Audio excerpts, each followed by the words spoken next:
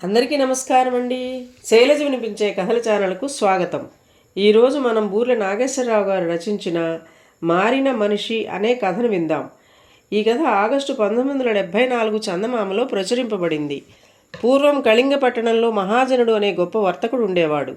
ఆయన వ్యాపార దక్షత కలవాడు కావటమే కాక న్యాయ నిర్ణయం చేయటంలో పేరు ప్రఖ్యాతులు గడించినవాడు. అనేక మంది తగాదాలు పడి ఆయన వద్దకు వచ్చి ఆయన చేసిన నిర్ణయాన్ని శిరసావహించేవాళ్ళు. ఈ విధంగా ఆయనకు ప్రజలలో గొప్ప పలుకుబడి ఉండేది. మహాజనుడికి శంభుడు అని ఒకే ఒక కొడుకు ఉండేవాడు.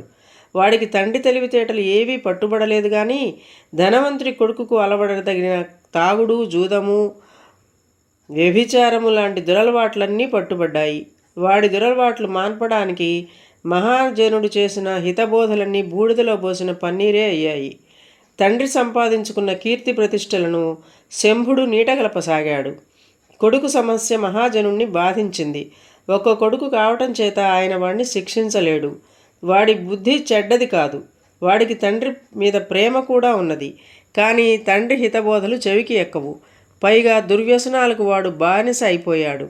మహాజనుడు బాగా ఆలోచించి కొన్నాళ్ళు శంభుడికి దూరంగా ఉందామని, తను అండలేకపోతే వాడు మారవచ్చునని నిశ్చయించుకున్నాడు. ఒకరోజు ఆయన శంభుడితో, చూడు నాయనా, నేను సముద్ర వ్యాపారం మీద చాలా దూరం పోతున్నాను, అందుకని దగ్గర ఉన్న డబ్బు అంతా పట్టుకుపోతున్నాను అన్నాడు. శంభుడు ఈ మాట విని దిగులుపడి, డబ్బు లేకపోతే నాకు ఎలా అన్నాడు. అవును బాబు, దానికోసమే కదా పోతున్నాను. డబ్బు సంపాదించడానికి పెట్టుబడి కావాలిగా.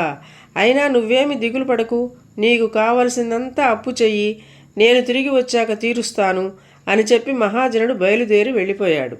తండ్రి వెళ్ళిపోవడంతో శంభుడికి మరింత స్వేచ్ఛ వచ్చినట్లయింది. వాడు మరింత ఉత్సాహంగా తన దుర్వ్యసనాలలో మునిగి తేలసాగాడు. అందుకు అవసరమైన డబ్బు కోసం దొరికిన చోటల్లో అప్పులు చేశాడు. కానీ కొంతకాలం గడిచాక సాటి వర్తకులు అప్పులు ఇవ్వటానికి నిరాకరించారు. అయినా శంభుడు లక్ష్య పెట్టక ఇంట్లో ఉండే నగా నట్రా అమ్మి తన ఖర్చులు గడుపుకోసాగాడు. ఇలా ఉండగా ఒకనాడు శంభుడి వద్దకు నావికులు వచ్చి, అయ్యా, ఏం చెప్పమన్నారు? కొద్ది రోజుల క్రితం మీ నాన్నగారి నౌక సముద్రంలో మునిగిపోయి అందరూ పోయారు. సరుకంతా సముద్రం పాలైంది. మేమిద్దరము ఎలాగో ప్రాణాలు దక్కించుకొని బయటపడ్డాం అంటూ కంటతడి పెట్టారు. ఈ వార్త విని శంభుడు నిలువునా కుంగిపోయాడు. ముందు ఏం జరగబోయేది అతనికి అంతుపట్టలేదు. కానీ త్వరలోనే అతనికి తన పరిస్థితి అనుభవపూర్వకంగా తెలిసి రాసాగింది. మహాజనుడు పోయిన వార్త తెలిసి నగరంలోని వర్తకులు తనకు మహాజనుడు బాకీ ఉన్న అప్పులన్నీ శంభుడి నుంచి వసూలు చేసుకోసాగారు. ఆ బాకీలు తీర్చడానికి శంభుడు తన ఇల్లు తప్ప మిగిలిన ఆస్తి అంతా అమ్మవలసి వచ్చింది. కానీ ఇంకా కొత్త అప్పులు వస్తూనే ఉన్నాయి. శంభుడు కంగారు పడి తనకు రావలసిన బాకీలు ఏమి ఉన్నాయోనని పద్దుల పుస్తకాలు తిరగవేశాడు.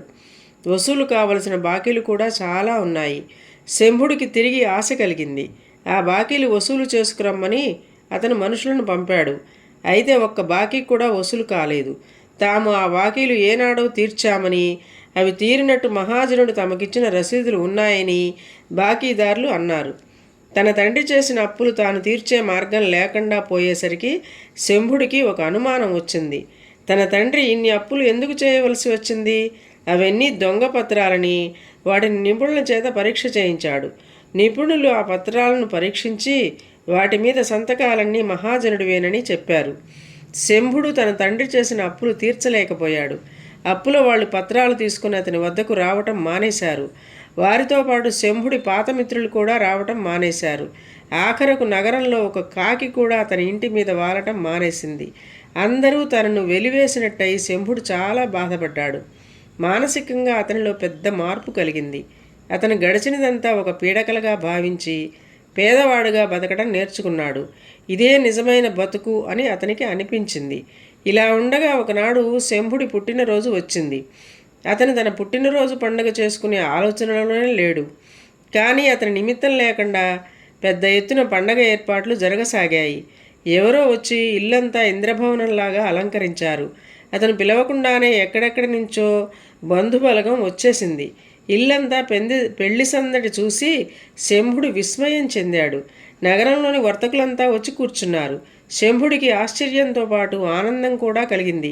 వాళ్ళనందరినీ చూస్తూనే అతనికి తండ్రి జ్ఞాపకం వచ్చి దుఃఖం ముంచుకొచ్చింది. అదే క్షణంలో మహాజనుడు ఎక్కడి నుంచో వచ్చి శంభుణ్ణి కౌగలించుకున్నాడు. శంభుడు తన కళ్ళను తానే నమ్మలేకపోయాడు. అవును బాబు, నేను బతికే ఉన్నాను.